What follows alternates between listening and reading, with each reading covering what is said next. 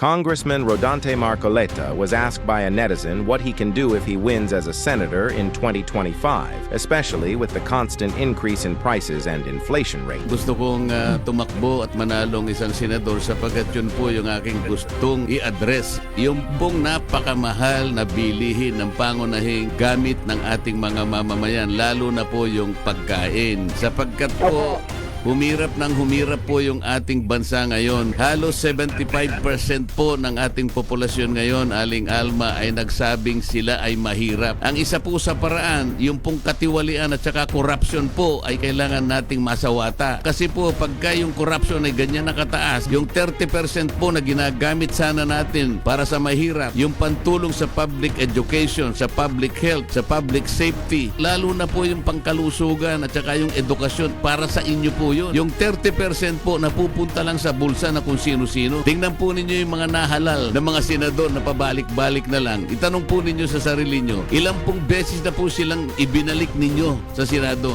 Bakit ganito pa rin po ang kalagayan ng ating bansa? Yun po yung gusto ko pong i-contribute. Tingnan po nating mabuti ang pinagmumulan ng lahat yan. Yan po ay dahil sa napakataas na antas ng korupsyon sa ating bansa.